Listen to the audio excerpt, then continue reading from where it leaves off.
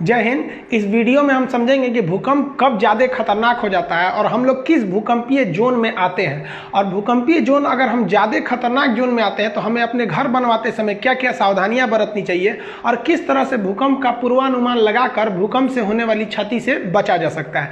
देखिए, जो भूकंप शुरुआत होती है वो ज़मीन के अंदर से होती है। भूकंप की शुरुआत ज़मीन के अंदर जिस स्थान से होती है उसे हम मूल मतलब होता है फोकस, जहाँ से वो स्टार्ट हो रहा है तो उसे हम भूकंप मूल या फोकस करते हैं। ये जमीन के अंदर होता है और सबसे पहले भूकंप जो जमीन पर जहां टकराता है उसे हम लोग ईपी सेंटर कहते हैं, हिंदी में कहते हैं अधिकेंद्र। तो ये अधिकेंद्र सरफेस पर पाया जाता है जबकि फोकस जमीन के अंदर रहता है। अब जैसे यहां देखिए, यहां से भूकंप उत्पन्न हो रहा है। ये भूकंप क्यों उत्पन्न होता है ये आगे समझाएंगे। तो ये हो गया इसका फोकस और ये ऊपर जमीन है, यहाँ छोटिया खड़ी है, ये छोटुआ खड़ा है, ये सब मिलने आया था सब, तब तक भूकंप आ गया और दोनों के बीच में जाके टकराया भूकंप। तो ये जगह हो गया ईपी सेंटर अधिकेंद्र। यहीं पर सबसे ज्यादा नुकसान होगा। इसके जैसे जैसे इस एरिया से दूर जाते जाएंगे नुकसान थोड़ा सा घटते जाएगा। अब नेपाल में आया था जो भूकंप, उसका ईपी सेंटर नेपाल में था और यूपी बिहार उससे सटे थे, इंडिया का नॉर्थ इंडिया का ऊपर एरिया, उसको भी हिला दिया, लेकिन नेपाल को तो तबाह ही कर दिया। तो कहेगा सबसे ज्यादा क्षति कहाँ होती है, तो ठीक ईपी सेंटर के पास। ईपी सेंटर से सर्किल में दूर जाते जाएंगे तो उसकी इंटेंसिटी, तीव्रता घट जाती है। अब जो भूकंप इतना हिला क्यों देता है, तो भूकंप की जो ऊर्जा होती है उस ऊर्जा को हम प्रत्यास्थ ऊर्जा कहते हैं। ये प्रत्यास्थ ऊर्जा जो होती है यही पृथ्वी को हिला देती है और ये तरंग के रूप में निकलती है, वेव के रूप में। इसमें 3 तरह के तरंग निकलते हैं। पी सबसे पहले पहुंचेगा इसलिए प्राइमरी नाम दे दिया गया, एस सेकेंडरी, सेकंड में पहुंचा और लास्ट में पहुंचा एल तरंग, इसे लव तरंग कहते हैं क्योंकि इसकी खोज एचडी लव ने किया था।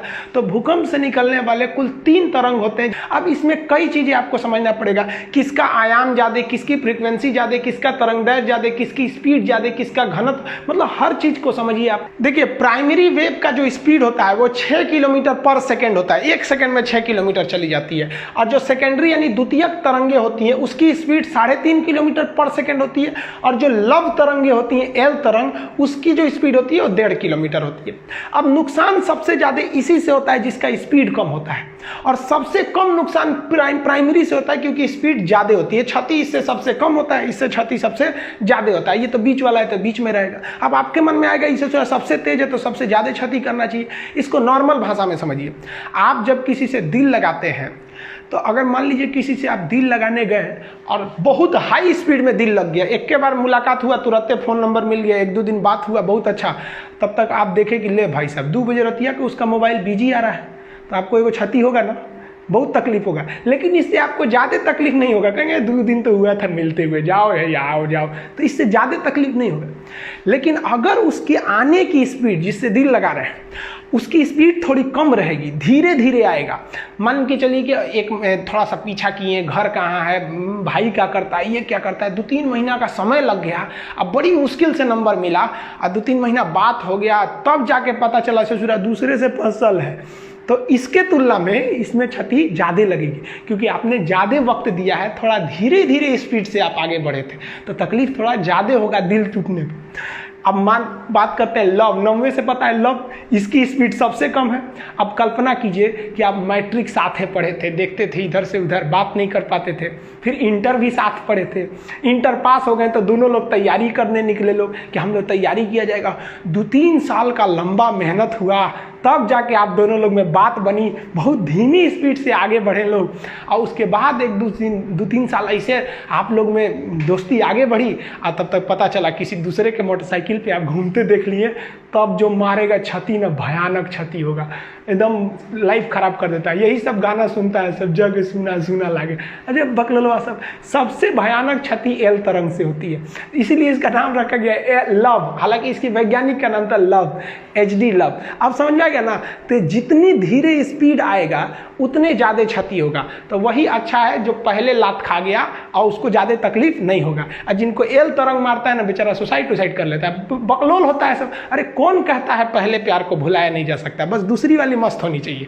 इस सब में ज़्यादा चक्कर में नहीं पड़ना चाहिए, ये सब सेकेंडरी चीज़ है लाइफ के। तो आप स्पीड समझ गए, जितना ज़्यादा स्पीड रहेगा, आओ सनम जाओ सनम, कोई तकलीफ नहीं, धीरे धीरे आएगा तो जाएगा तो ज़्यादा तकलीफ हो जाएगा। अब समझते हैं कि ये कौन कहाँ जा सकता है। ये ठोस, द्रव और गैस तीनों में जा सकता है। देखिए, ये गैस में तो जाएगा, मान ली हवा में भूकंप की तरंग घूम रही है तो हवा में हिला दो भाई हवा से, उससे क्या इफेक्ट पड़ने वाला है। तो मेन जो देखा जाता है वो ठोस और द्रव को देखा जाता है। तो ये तीनों तीनों में जा सकती है। जबकि आप सेकेंडरी यानी गौण तरंगों की बात करेंगे, द्वितीयक तरंगों की, ये ठोस में जा सकता है लेकिन द्रव में नहीं जाएगा। अब ये क्वेश्चन पूछ दिया था कि ये जो तरंग है क्या यह पृथ्वी के मेंटल भाग में जा सकती है, कोर में जा सकता है? तो कोर तो द्रव अवस्था में, पृथ्वी का बीच वाला भाग कोर द्रव अवस्था में, तो उसमें तो ये जा ही नहीं सकता है। जैसे यहां देखिए, ये मेंटल से भूकंप उत्पन्न हुआ तो इसकी तरंगे इधर भी तो जाएंगी, इधर भी जाएंगी, इधर भी जाएंगी, नीचे भी तो आएंगी ना। ऐसे भूकंप इधर भी तो जाएगा तरंग, ऐसा थोड़ी है कि केवल ऊपर ही आएगा। तो जो पी तरंगे होती हैं वो इस कोर को होकर पार कर सकती है क्योंकि वो द्रव में भी जा सकती है, लेकिन एस तरंगे पृथ्वी का जो सेंटर वाला भाग है उसको पार नहीं कर सकती है। जब तरंग उत्पन्न होती है ना तो इस जैसे यहाँ पे इसका फोकस है तो ये वाले एपी सेंटर पे ज्यादा तगड़ा मारेगा, और इधर गया तो यहाँ जाते जाते तो इसकी पावर खत्म हो जाता है। तो ये वाला जो होता है, ये देखिए आप ऐसा नहीं है कि सोचिएगा कि भूकंप उत्पन्न हुआ तो केवल इस डायरेक्शन में जाता है, वो दोनों डायरेक्शन में जा सकते हैं। तो ये वाला द्रव में न जाने की वजह से कोर में नहीं जा पाता है। और जबकि एल तरंग जो होता है ये पृथ्वी का जो बाहरी परत है ना, धरातल जिसमें हम लोग चलते हैं, ये मेन धरातल पे ही जाता है, इसलिए इसे धरातलीय तरंग के नाम से भी जानते हैं। ये सबसे ज्यादा क्षति पहुंचाता है क्योंकि नीचे तो कोई रहता नहीं, जो धरातल पे रहेगा उसी पे ये ज्यादा क्षति पहुंचाता है। एक और समझिए कि ये लॉन्गिट्यूडनल होता है। लॉन्गिट्यूडनल को कहते हैं अनुदैर्घ्य। अनुदैर्घ्य मतलब होता है सीधा एकदम निकल जाना, सीधे निकल जाएगा तो अनुदैर्घ्य होता है। यानी जो ध्वनि तरंगे होती है वो अनुदैर्घ्य होती है। हालांकि फिजिक्स में पढ़ाएंगे कि ध्वनि तरंगे 3 कंडीशन में अनुदैर्घ्य होती है, 2 कंडीशन में अनुप्रस्थ होती है, इसलिए इसको ध्वनि को दोनों में रखा जाता है। तो ये जो तरंगे होती है ना पी, ये अनुदैर्घ्य होती है, सीधे निकल जाती हैं, और ये ध्वनि के समानता रखती है, ऐसे सीधे निकल जाती है। लेकिन अगर एस तरंग की बात करिएगा तो एस तरंग ट्रांसवर्स होती है यानी अनुप्रस्थ, इस तरह चलती है। जैसे आदमी कैसे पैर उठा उठा चलता है, तो उठा उठा के चलिएगा तो उसे कहते हैं अनुप्रस्थ। अब आदमी का मान लीजिए चप्पल का फीता टूट गया तो इसे घसटाते हुए चलता है, ऐसे ऐसे ऐसे, तब वो हो गया अनुदैर्घ्य। यानी ऐसे चलेंगे तो अनुदैर्घ्य। और जैसे ट्रेन चलती है अनुदैर्घ्य, उठ उठ के चलती है ऐसे, घोड़ा दौड़ता है अनुप्रस्थ, ऐसे ऐसे, तो उठ उठ के ऐसे चलेगा तो अनुप्रस्थ, ये अनुप्रस्थ होता है। प्रकाश भी जो होती है वो अनुप्रस्थ तरंगों की तरह चलती है, ये फिजिक्स में आपको समझाएंगे। अब ये जो होती है ना, ये अनुप्रस्थ के समान ही समानता रखती है एल तरंगे, लेकिन ये ज्यादा घातक हो जाती हैं सब। यहाँ आप इमेज में देखिए कि ये सीधे निकल गई तो ये पी वेव्स है। अब ये जो ऐसे ऐसे जा रहा है ये एस वेव है, ये इस तरह से जा रहा है, और एल वेव भी वैसे ही जाता है लेकिन कुछ ज्यादा हिला देता है, इसलिए इससे ज्यादा क्षति हो जाती है। इसे हिंदी में प्राथमिक कहते हैं, इसे हिंदी में द्वितीयक या गौण कहते हैं, और ये तो है धरातल पे चलने के कारण इसे हम धरातलीय तरंग के नाम से जानते हैं। अब जो नया डिजाइन से क्वेश्चन पूछे जा रहे हैं उसको समझिए। अब वो वेव से पूछ देता है, तो पी वेव जो होती है वो बहुत घनी होती है। जैसे देखिए ये है पी वेव, और एस वेव जो होती है वो लंबी लंबी थोड़ी हो जाती है, और एल वेव और लंबा हो जाता है। इस हिसाब से आपसे 3 क्वेश्चन पूछता है कि आवृत्ति, तरंगदैर्घ्य और आयाम बताइए तीनों का। तो आवृत्ति जो है वो संख्या को गिनता है, एक समान समय में कितनी संख्या की तरंगे हैं उसे गिनता है। तो इसमें संख्या गिने ना ज्यादा, 1 2 3 4 5 6 7 8 9 10, तो इसकी आवृत्ति ज्यादा संख्या में है। तो यहां हम स्पष्ट लिख दिए आवृत्ति यानी संख्या ज्यादा होती है पी वेव का। लेकिन अगर एस वेव का देखिएगा तो इसकी संख्या कम होती है, 1 2 3 4 5 6 ही है, तो इसकी आवृत्ति यानी संख्या औसत है, मतलब इन दोनों के बीच में रहती है। जबकि अगर एल वेव जो ज्यादा क्षति पहुंचा रही थी उसकी संख्या ही कम मिलेगी, 1 2 3 और लगभग 4 मिलेगा, तो इसकी जो आवृत्ति यानी संख्या ये सबसे कम होती है। अब बात करते हैं वेवलेंथ यानी तरंगदैर्घ्य की। तो वेवलेंथ जो है वो दूरी को दर्शाता है, दूरी मतलब लंबाई, छोटी सी लंबाई रहेगी तो लंबाई कहते हैं, लंबाई बहुत बढ़ गया तो दूरी बताता है। तो ये जो है ये दूरी बता रहा है। तो देखिए, तो एक तरंग से दूसरे तरंग के बीच में इतनी ही दूरी दिख रही है, तो इसकी जो दूरी होती है वो बहुत कम होती है। जबकि उससे ज्यादा तरंगदैर्घ्य यानी वेवलेंथ यानी दूरी यानी तरंग की लंबाई, ये इसमें थोड़ा सा ज्यादा है। देखिए लंबाई इसमें थोड़ा सा ज्यादा है, तो ये दोनों के बीच में, तो ये तो सब में मिडिल में ही आएगा। जबकि आप एल वेव की बात करेंगे तो एल वेव का जो तरंगदैर्घ्य होता है, दूरी होती है, वो सबसे ज्यादा होता है। देखिए इतनी दूरी है इसमें सबसे ज्यादा दूरी होता है। तो इमेज से समझिएगा। ड्रॉ करने के लिए आप सिंपल सा क्या करिएगा, इसे PSL लिखिएगा, पहले छोटा छोटा फिर उससे बड़ा फिर एकदम बड़ा। समझ में आ गया कि नहीं आ गया? और उसके हिसाब से आप समझ जाइएगा।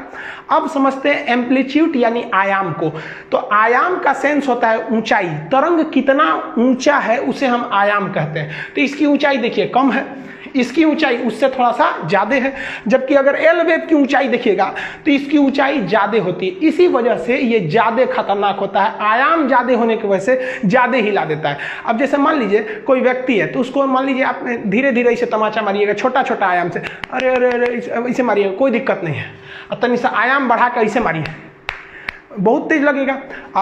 एल तरंग की तरह आयाम बढ़ी है, इतना हचाक दे मार दीजिए, इसे मुड़िए टूट जाएगा उसका। तो एल वेव क्यों खतरनाक होती है ये आप एकदम अच्छा से समझ गए। एक तो ये हचाक से बहुत लंबा लंबा वेव मारती है और उससे बहुत धीमे गति से आती है, एकदम अच्छा से झकझोर के बिल्डिंग को जाता है। और ये वाला आता है बिल्डिंग में जो हिला के चल जाता है, ये तो पूरा बढ़िया से अस्थिर हिलाता है, ऐसे जुड़ा गिर। तो अभी के जो एग्जाम्स है उसमें ये सब क्वेश्चन से ज्यादा पूछ रहा है, आप पुरनका रट के जाइएगा तो फिर फेल होके आएंगे। भूकंप के कारण देखिए, भूकंप का पहला कारण जो होता है नवीन वलित पर्वत। वलित पर्वत जो मुड़ के ऐसे बना है, फोल्डेड माउंटेन है, हालांकि ये कोई खास कारण नहीं है, ये मेन कारण है प्लेट टेक्टोनिक का। अब जो सबसे महत्वपूर्ण कारण होता है प्लेट, विनाशीय प्लेट का किनारा। हैरी हेस ने प्लेट टेक्टोनिक का सिद्धांत दिया था, वो नेक्स्ट चैप्टर में हम आपको समझाएंगे। प्लेट क्या होता है कि हम लोग जिस जमीन पे खड़े हैं ये जमीन बहुत मोटी है। जैसे आप अपने घर में 2 मंजिला 3 मंजिला पे खड़े होते हैं ना, तो आप लिंटर की ढलैया पे खड़े होते हैं, जो महज 4 से 6 इंच का ढलैया होता है, उस पर आपका पूरा घर रोक लेता है। तो जिस पृथ्वी पे खड़े हैं ना, ये भी एक ढलैया है, मिट्टी का है, और वो कितना मोटा है पता है, 100 किलोमीटर मोटा है। और जहां थोड़ा सा गहरा है उसके ऊपर पानी भर गया तो समुद्र हो गया। तो समुद्र जो दिख रहा है वो भी एक जमीन का हिस्सा है। 100 किलोमीटर ऊंचा जमीन है, उसमें थोड़ा सा ऊपर से धंसा दीजिए, समुद्र की गहराई कितनी होती है, 10 मैक्सिमम गहरा हो गया मारियाना ट्रंच 11 किलोमीटर। तो 100 किलोमीटर से ऊपर से धंसा दीजिए 11, तो उसमें पानी भर जाएगा तो समुद्र हो जाएगा। और नहीं तो उसके नीचे तो पूरा मिट्टी है, तो लिथोस्फीयर का निर्माण कर देते हैं। तो हम लोग जिस पर खड़े हैं वो भी प्लेट है जिसकी मोटाई 100 किलोमीटर है, और ये प्लेट दूसरे प्लेट से जैसे टकराएंगे ना, तब आपका वहां आ जाएगा भूकंप। हम ये प्लेट को आपको प्रैक्टिकली एग्जांपल देकर समझाएंगे कैसे टकराते हैं, सब 3D में। तो यहां मान लीजिए ये ब्लैक वाला एक प्लेट है, ये दूसरा प्लेट है, ये दोनों इधर आके टकराएंगे तो इसी किनारे पे ना भूकंप की संभावना ज्यादा रहेगी। तो जहां टकराने वाले किनारे रहते हैं उस किनारे को कहते हैं विनाशीय कगार, यहां भूकंप ज्यादा आते हैं। अब इसमें 2 चीजें होती हैं, प्लेट अगर आपस में आके सटेंगे तो उसे कहते हैं अभिसरण, ये ज्यादा डेंजर होता है। अब प्लेट अगर दूर हटेंगे तो इसे कहते हैं अवसरण। अवसरण में जैसे जैसे प्लेट हटेगा ना, तो पृथ्वी के अंदर का ज्वालामुखी का मैग्मा धड़धड़ा के बाहर आ जाएगा। तो जब दूर हटता है तो उससे ज्वालामुखी आते हैं, वो भूकंप के लिए नॉर्मल माना जाता है। जबकि ज्यादा खतरनाक होता है प्लेटों का अभिसरण, खतरनाक होता है। जहां प्लेट टकराएंगे वहां भूकंप ज्यादा आएगा। अब इसी का सिद्धांत दिया था रीड महोदय ने। रीड ने दिया था प्रत्यास्थ प्रचलन सिद्धांत। इन्होंने कहा था कि जब एक प्लेट दूसरे प्लेट से टकराती है या दूर हटती है तो इसकी एक क्षमता होती है, कितना भी खींच दीजिएगा इसे दूर हटाने के लिए तो टूटेगा नहीं, लेकिन एक मैक्सिमम क्षमता के बाद ये टूट जाएगा, तब भूकंप आएंगे। या आपस में सटाइएगा तो ये मुड़ेंगे नहीं, इनके अंदर एक इलास्टिसिटी होती है, लेकिन उससे ज्यादा ढकेल दीजिएगा तो ये मुड़ जाते हैं, जिससे कि भूकंप आ जाते हैं। तो ये रीड का सिद्धांत कई बार पूछा है कि रीड का सिद्धांत किससे संबंधित है, तो आप इतिहास भूगोल में चल जाता है, तो ये भूकंप से संबंधित है। अब मान लीजिए कि जहां 2 प्लेट आपस में टकरा रहे हैं और उसी के ऊपर आप बिल्डिंग बना दीजिए, तो मानव जनित कारण हो जाएंगे, भाई वहां बनाने की क्या जरूरत है। अब मान लीजिए अंटार्कटिका में भूकंप आएगा तो हमको क्या मतलब है भाई साहब वहां भूकंप आए चाहे नहीं है। भूकंप तभी खतरनाक होता है जब उसका मानव पर प्रभाव पड़े। मानव पर प्रभाव नहीं पड़ेगा कोई दिक्कत नहीं है। तो मानव तो जानबूझ के भूकंप का कारण बन रहा है कि जो प्लेट टेक्टोनिक संवेदनशील विनाशी एरिया, वहीं पे आप जाके बांध बना दीजिए, सड़क बना दीजिए, तो टूटबे करेगा। भूकंप जो है उनकी 5 पेटियां हैं। पेटी का मतलब बेल्ट है कि यहां तो भूकंप एकदम भयानक आना ही आना है, जिसमें सबसे महत्वपूर्ण पेटी है प्रशांत महासागरीय पेटी। आपको बताएं कि जो प्लेट है 100 किलोमीटर, अगर ऊपर से 10 किलोमीटर धंस गया तो वहां महासागर बन जाएगा। तो आप महासागर को ये मत सोचिएगा कि प्लेट नहीं है, नीचे तो उसके भी जमीन है। तो ये महासागरीय पेटी, यहाँ पर 60 से लगभग 63% भूकंप यहीं आते हैं, सबसे ज्यादा भूकंप। और इस भूकंप का कारण क्या है, अभिसरण है। पहले इसको आप मैपिंग द्वारा समझिए, तब आप समझ पाएंगे। यहाँ पर आप देखिए कि प्रशांत महासागर 2 जगह है, एक ये भी प्रशांत महासागर है और ये भी प्रशांत महासागर है। एक्चुअली ये 2 जगह नहीं है, पृथ्वी गोल है। अब मान के चलिए कि कोई चीज मेरे नाखून के पास है, इसको खोलेंगे तो आधा इधर चला गया, आधा इधर चला गया। वही अगर यहां देखिएगा तो प्रशांत महासागर एक ही जगह यहां बना दिए। तो जो प्रशांत महासागर का प्लेट है वो इस साइड से आप देखिएगा कि उत्तरी और दक्षिणी अमेरिका से टकराता है, तो यहां पर भूकंप की संभावना ज्यादा बढ़ जाती है। तो प्रशांत महासागर एक साइड में तो अमेरिका से अभिसरण यानी टकरा रहा है, और वही इस साइड में देखेंगे तो वो एशिया वाले प्लेट से टकरा रहा है, जिस वजह से यहाँ भूकंप बहुत ज़्यादा आने लगते हैं सब, और ज्वालामुखी भी आने लगती है। ऐसे टकरा के हट जाएंगे, मान लीजिए अगर टकरा के टूट गया तो ज्वालामुखी भी आएगा, भूकंप भी आएगा। इस वजह से अगर आप इसको एक दोनों मैप को आपस में जोड़ेंगे तो प्रशांत महासागर इस तरह से हो जाता है। तो ये गोल एरिया लगभग डिसाइड कर देता है। तो जिसे भूगोल की भाषा में रिंग ऑफ फायर कहते हैं, अग्नि वलय, क्योंकि भूकंप ज्वालामुखी आते रहता है तो आग धधकते रहता है, तो इसलिए इसे अग्नि वलय कहते हैं। आपसे कहेगा कि प्रशांत महासागर का जो अग्नि वलय है वो किस लिए है, तो याद रखिएगा वो ज्वालामुखी और भूकंप दोनों के लिए है। ये सबसे बड़ा भूकंपीय क्षेत्र आता है प्रशांत महासागरीय पेटी। ये अभिसरण होता है किस में, तो प्रशांत महासागर का एक ओर एशिया से और प्रशांत महासागर का दूसरी ओर अमेरिका से अभिसरण होता है, जिसे हम रिंग ऑफ फायर या अग्नि वलय कहते हैं। ये भूकंप और ज्वालामुखी दोनों के लिए है। समुद्र में भूकंप आता है तो सुनामी आ जाती है, सुनामी आपको अलग से बताएंगे। भूकंप